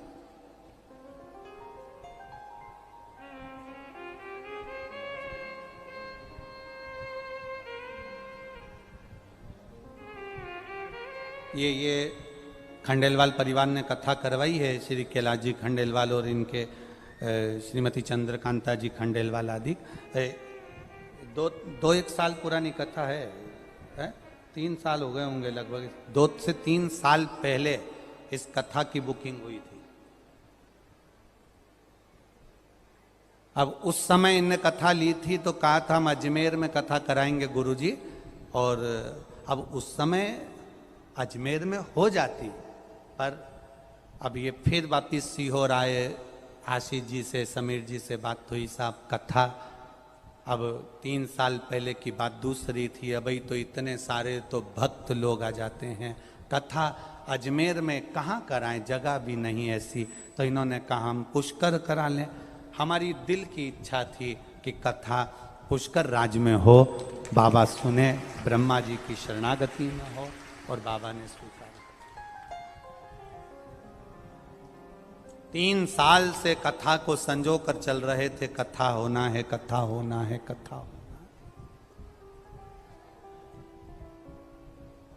अब पंडाल व्यवस्था, यजमान कथा करवाते हैं तो विचार करते हैं कि एक पंडाल लगा लिया जाए, उतनी कैपेसिटी हो जाए। अब भक्तों के हिसाब से 3-3 पंडाल लगाने के बाद पीछे स्टेडियम भी पूरा भरा होना, फिर व्यवस्थाएं करना थोड़ा कठिन पड़ जाता, बहुत कठिन हो जाता। पर हमने एक बात पहले भी कही, आज फिर कहते हैं, यजमान कथा लेता नहीं है, भोलेनाथ स्वयं यजमान बनकर कथा लेते हैं, और यजमान के रूप में स्वयं शंकर पार्वती ही कथा को सुनते हैं, करवाते हैं और करते हैं। हमारा तो इतना कहना है, इस पुष्कर राज की भूमि से अभी तक पुष्कर राज में जितने भी भक्त आए थे वो सब मेरे ब्रह्मा जी के भक्त आए थे। पहली बार पुष्कर में शंकर के भक्त आए हैं, इनकी सेवा में कोई पीछा मत हटना, कोई पीछे मत हटो। जितने अजमेर और पुष्कर के दानदाता हैं, अपने पानी, हम आपसे ये नहीं कहेंगे कि आप धन लाकर खर्च करो, आप यहाँ 1 रुपया भी मत दो, पर निवेदन इतना करना कि अपने हाथ से कुछ नहीं तो पानी की बोतल, पानी का पाउच, बिस्कुट आदि कोई भी शिव भक्त मिल जाए उसका मुंह झूठा जरूर कराना, और अपनी एक डायरी में लिख के रखना कि मैंने 5 तारीख को 5 रुपए का बिस्कुट खिलाया था, 3 महीने बाद वो 5 रुपए को हिसाब लगा कर देखना, वो 1000 गुना हुआ मिल जाएगा। ये शिव कथा सहज नहीं है, शिव महापुराण की कथा, शंकर की कथा साधारण। आपसे भी निवेदन है, जो अपने घर से आते हो 2 पानी की बोतल लेकर आओ, एक अपने पड़ोसी के लिए, अपने खुद के लिए।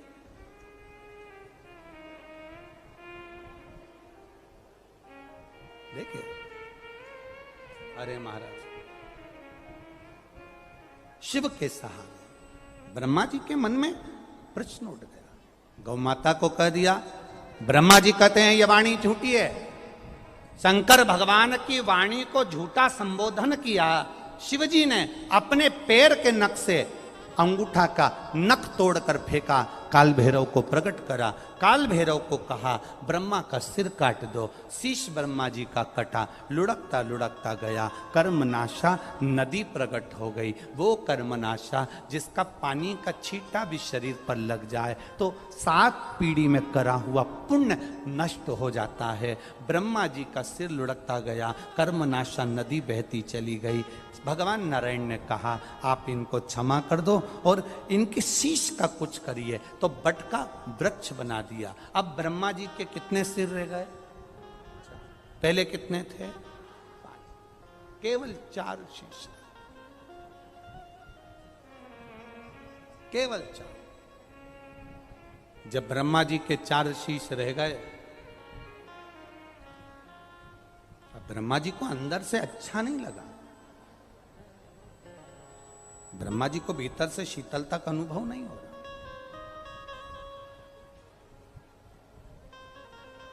जब ब्रह्मा जी को अंदर से शीतलता का अनुभव नहीं हुआ, ब्रह्मा जी को श्रेष्ठता नहीं लगी कि भगवान शंकर ने मेरा शीश काट दिया, काल भैरव ने मेरा शीश काट दिया, ब्रह्मा जी को अच्छा नहीं लगा।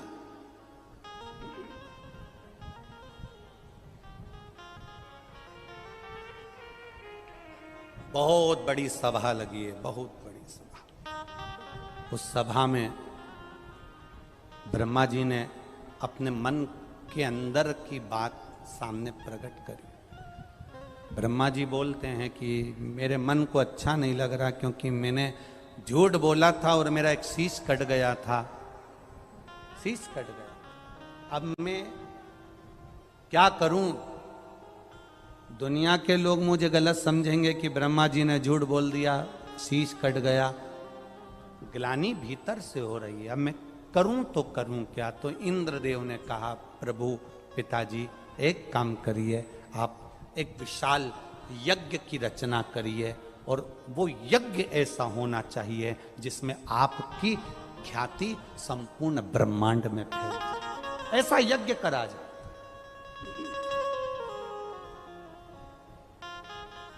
फिर वही बात आ गई, ब्रह्मा जी ने यज्ञ की तैयारी करी। ब्रह्मा जी यज्ञ की तैयारी कर रहे थे, ब्रह्मा जी यज्ञ की तैयारी में लग गए थे। उसी समय पर एक असुर हो गया जिसका नाम था वज्रनाभ।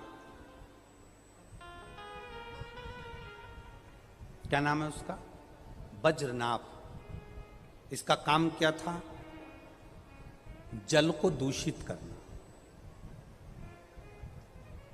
जल को दूषित करना। इसका काम ही जल को दूषित करना। बड़े जलाशय में आप लोग पुष्कर जी में आए हो, और पुष्कर जी के कुंड में, पुष्करणी में, पुष्कर जी में आकर आप पुष्कर के इस कुंड में, ब्रह्म सरोवर में, इस कुंड में स्नान करो, चलेगा। आचमन करो, चलेगा। पर पुष्कर के इस कुंड में तुम कपड़े धो, नहीं चलेगा। पुष्कर के कुंड में तुम मुंह में पानी भरकर कुल्ला कर दो, नहीं चलेगा। ये वज्रनाभ जो राक्षस था, असुर था, ये था ही ऐसा। इसका एक ही काम था, जलाशय को दूषित करना, जल के स्थान को गंदा कर देना। जल के स्थान को गंदा क्यों करता था? केवल इसकी एक ही दिक्कत थी, ये जल का स्थान इसलिए गंदा करता था जिससे ये जल अगर गंदा हो जाएगा, जल अगर दूषित हो जाएगा, देवताओं पर जाकर चढ़ेगा, देवता आचमन करेंगे, देवताओं के पास रहेगा, तो वो देवता उससे नफरत करेंगे, और नफरत करेंगे तो जल को त्रास देंगे। विचार किया, आप करें तो करें क्या? ब्रह्मा जी ने बुलाया वज्रनाभ को, समझाया, वज्रनाभ हमारी बात मानो, आप ये काम करना बंद करो। आप लोगों से फिर निवेदन है, किसी तीर्थ में स्नान करने जाना, पुष्करणी में स्नान करने जाना, पुष्कर सरोवर में स्नान करने जाना, अपने गंदे कपड़े उसमें मत छोड़ना, उसमें डालना नहीं, उसमें धोना नहीं, और ना उसमें मुख में पानी भरकर कुल्ला करना, ना उसमें गंदगी करना। जितना समय आप पुष्कर राज में रहो, जितना समय गंगा के तट पर रहो, जितना समय तीर्थ में रहो, उतना समय प्रयास करना कि गंदगी मत करना, गंदगी को दूर रखना। क्यों? क्योंकि ना जाने कौन देवता किस रूप में उस स्थान पर बैठकर तप कर रहे होते हैं, ना जाने कौन से देवता उस स्थान पर बैठकर तपस्या कर रहे होते हैं। यहां तक पद्म पुराण में तो यहां तक कहा गया कि पुष्कर के कंकर कंकर में, पुष्कर की रज रज में, पुष्कर की एक एक कण कण में 33 कोटि देवी देवता बैठकर तप साधना करते हैं। ये वो पुष्कर भूमि है, ये वो भूमि है। यहां गंदगी करना उचितता नहीं, श्रेष्ठता नहीं। वज्रनाभ ने गंदगी कर दी। वज्रनाभ ने जब गंदगी करी, ब्रह्मा जी ने समझाया, नहीं माने तो ब्रह्मा को क्रोध आया, और ब्रह्मा जी को क्रोध आया तो उन्हें वज्रनाभ का अंत कर दिया, समाप्त कर दिया। गुस्से में ब्रह्मा जी जब आकर वापिस अपने स्थान पर बैठे, बैठते से उनके मन में तो था कि यज्ञ करना है, अनुष्ठान करना है, बस बैठते से जब क्रोध में आने के बाद में ब्रह्मा जी जैसे ही बैठे, बैठते से गले के अंदर जो कमल के पुष्प की माला पड़ी थी, उस माला में से 2 पुष्प और हाथ में से 1 पुष्प पृथ्वी पर आकर गिर गए, जिससे यह पुष्कर राज की पावन धरा पर 3 पुष्करणियों का निर्माण गिरे नीचे। यज्ञ करना है। अब भीतर हम जाग गया थोड़ा सा। दिखावे से अगर कोई चीज करोगे तो वो कभी सिद्ध नहीं होगी महाराज, दिखावे से हट कर करिए। ब्रह्मा जी ने यज्ञ करना चाहा और विचार करा कि वर्चस्वता अपनी होना चाहिए। कहाँ करा जाए? जहां कमल का पुष्प गिरा, जहां पुष्प गिरा यही पुष्कर हो गया। और यज्ञ करने ब्रह्मा जी आए, पर एक मन में अहंकार आ गया था कि यज्ञ ऐसा करा जाए कि सब देखते रह जाएं। हम हमेशा यजमान परिवार को भी कहते हैं और सबको एक बात कहते हैं, जब भी कोई धार्मिक आयोजन करना, अच्छा आयोजन करना, किसी को दिखाने के लिए मत करना, अपने आत्मा की शांति के लिए, अपने हृदय के लिए करना। ब्रह्मा जी ने थोड़ा सा दिखावे का भाव आ गया, थोड़ा सा। और फिर निवेदन है, मत गर बुरे कर्म कर बंदे, वरना पछताएगा। भगवान की आंखों से तू बच नहीं पाएगा, तू बच नहीं पाएगा। अरे ओ अज्ञानी मत करना, तेरे कर्म का फल भी तू ही पाएगा। जैसा किया तूने तेरे आगे आएगा। मत बुरे कर्म कर बंदे, वरना पछताएगा। भगवान की आंखों से तू बच नहीं पाएगा, तू बच नहीं पाएगा। शिव के भरोसे पर रहना, भगवान दिखावे से दूर रहिए, दिखावे से।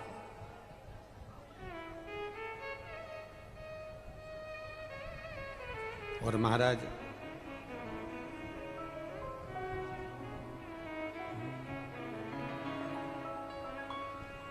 हरिओम में ओम समाया है, मेरा भोला नगर में आया है। हरिओम में ओम समाया है, मेरा भोला नगर में आया है। हरिओम में ओम समाया है, मेरा भोला नगर में आया है। हरिओम में ओम समाया है, मेरा भोला नगर में आया है। मेरा भोला नगर में आया है, मेरा भोला मेरा भोला नगर में आया है। मेरा भोला नगर में आया है। हरिओम में ओम समाया है, मेरा भोला नगर में आया है। हरिओम में ओम समाया है, मेरा भोला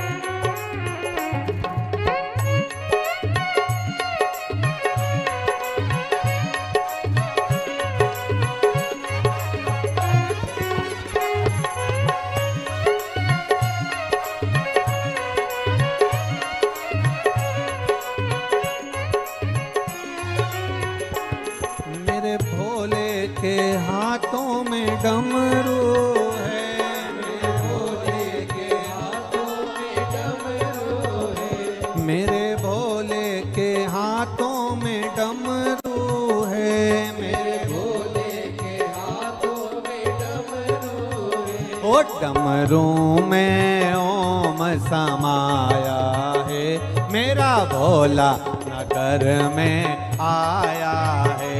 डमरू में ओम समाया है, मेरा भोला नगर में आया है। डमरू में ओम समाया है, मेरा भोला नगर में आया है।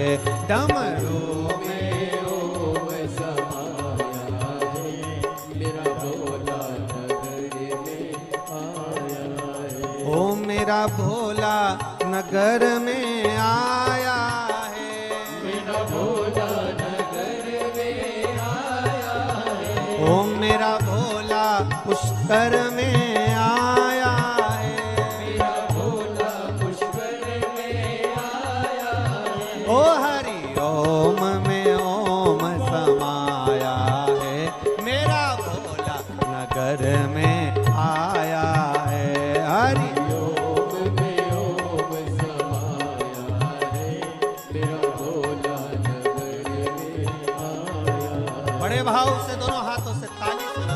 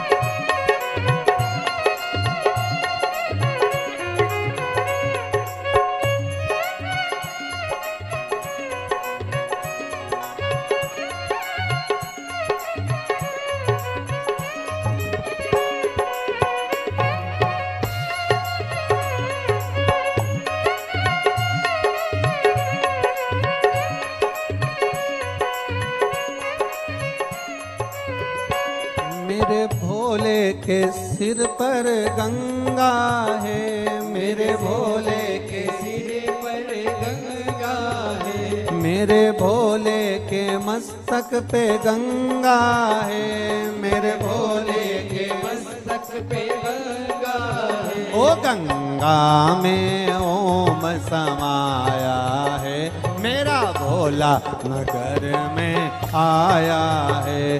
गंगा में ओम समाया है, मेरा भोला नगर में आया है। ओ मेरा भोला पुष्कर में आया है, मेरा भोला पुष्कर में आया है। ओ मेरा भोला पुष्कर में आया है, मेरा भोला पुष्कर में आया है। ओ हरि ओम में ओम समाया है, मेरा भोला नगर में आया है। हरि ओम में ओम समाया है, मेरा भोला नगर में आया है।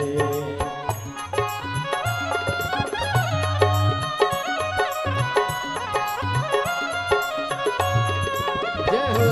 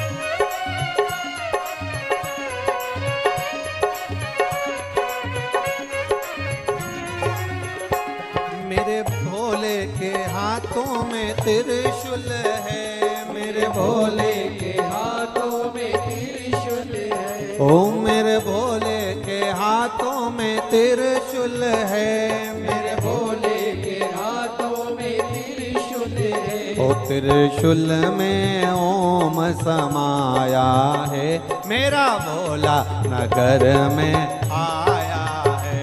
त्रिशूल में ओम समाया है, मेरा भोला नगर में आया है। मेरा भोला नगर में आया है। मेरा भोला पुष्कर में आया है, मेरा भोला पुष्कर में आया है। ओ हरि ओम में ओम समाया है, मेरा भोला नगर में आया है। हरि ओम में ओम समाया है, मेरा भोला नगर में आया है। हरि ओम में ओम समाया है, मेरा भोला नगर में आया है। हरि ओम में ओम समाया है, मेरा भोला नगर में आया है। मेरा भोला नगर में आया है, मेरा भोला नगर में आया है। हर हर अपने स्थान पर बैठकर भगवान शिव से अपने मन की बात अवश्य कहें, दिल से। पुष्कर राज की पावन धरा है, देवाधिदेव महादेव की कथा है। राजस्थान वालों को ये योग बार बार नहीं मिलेगा। बड़े भाग्यशाली हैं आप सब जो तीर्थ गुरु पुष्कर जी में विराजमान होकर बाबा की स्तुति करने का सौभाग्य मिला। जहां जगह मिले, कार्यकर्ता भी कोई खड़े ना रहे, जहां जगह मिल जाए वहां बैठकर बाबा से प्रार्थना जरूर करना, क्योंकि यह कथा बार बार नहीं मिल सकती। और बार बार आप सीहोर में आकर भी विनती नहीं कर पाओगे, इसलिए बाबा ने ब्रह्मा जी की कृपा हुई है, ब्रह्मदेव की, यहाँ बुलाया है। दिल से बाबा से प्रार्थना करें, जिस कामना से आए हो वो कामना शिव पूर्ण करें।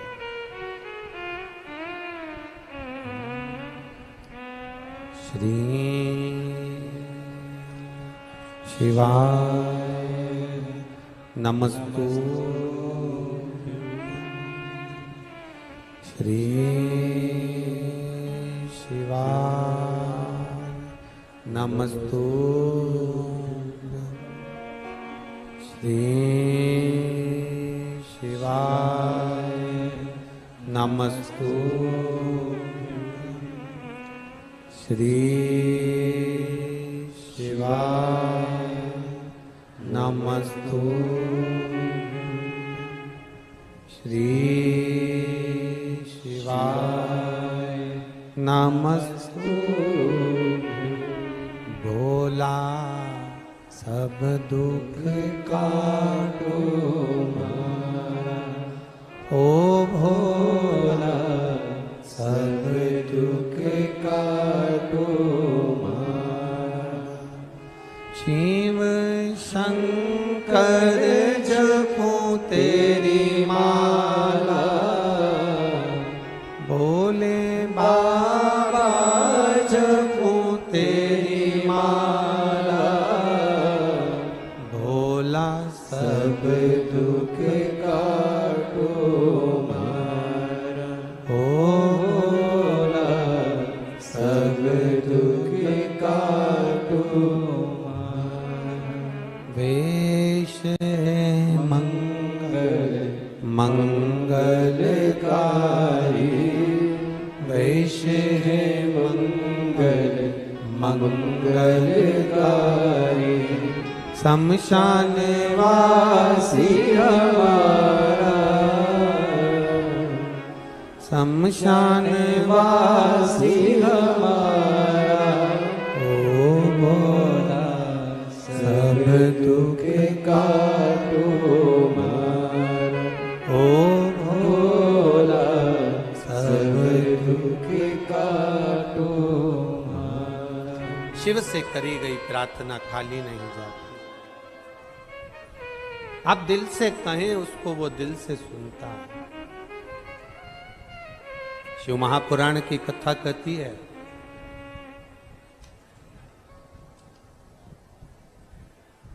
ब्रह्मदेव के भीतर जो थोड़ा बहुत अहम आ गया था, उस अहम को भगवान शिव ने समाप्त करवाया। भगवान शंकर ने समाप्त। देखिए, ब्रह्मा जी ने यज्ञ करने के लिए भूमि तो चुन ली और भूमि पर यज्ञ करने के लिए ब्रह्मा जी बैठ भी गए।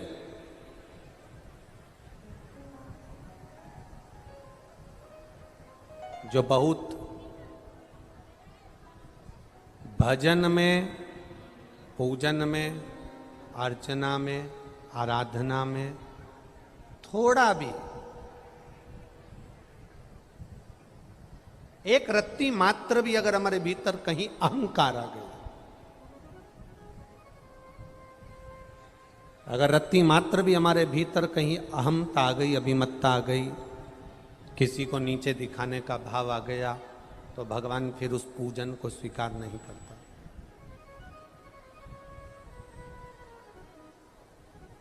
फिर भगवान स्वीकार नहीं करता। एक बात बहुत अच्छे से ध्यान में रखना, शरीर में अगर एक फोड़ा हो गया,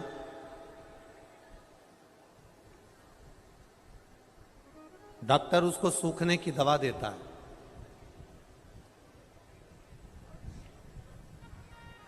वो फोड़ा नहीं सूखा तो डॉक्टर फिर वापिस देखकर कहता है कि ये फोड़ा ऐसे सूखने वाला नहीं है, इसलिए फिर डॉक्टर दवा को पलट देता है।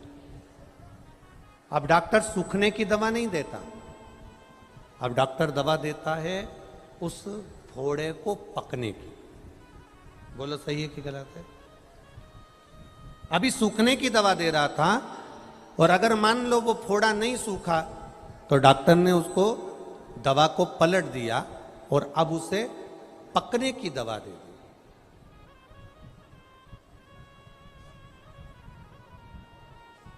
अब मरीज ने पूछा कि साहब तुमने ये दवा दी, उससे तो घाव पक रहा है, ये तो और पकने लगा, ये तो घाव पक रहा है, तुमने तो इसमें पकने की दवा दे दी।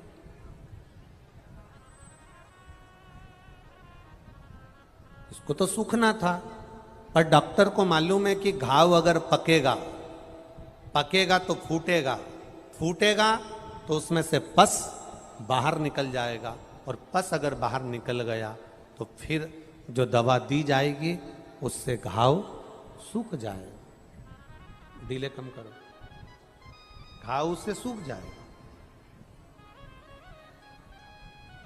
जब तक पस बाहर नहीं निकलेगा फोड़े में से, फुंसी में से, तब तक वो फोड़ा सूखने वाला नहीं है। उसी तरह घाव को पकने के लिए डॉक्टर दवा देता है, तो कभी कभी ऐसा होता है कि हमारे भीतर जो अहंकार आ जाता है, हमारे भीतर जो अहम आ जाता है, हमारे भीतर जो अहंकार आ जाता है, मेरा भोलेनाथ उसको भी थोड़ा सा पका देता है, और पकाता है तो वो फूटता है, और फूटता है फिर घाव को सुखा देता है। वही की वही यहां हुआ, वही की थोड़ा भीतर अहम आ गया, थोड़ा भीतर अहंकार आ गया,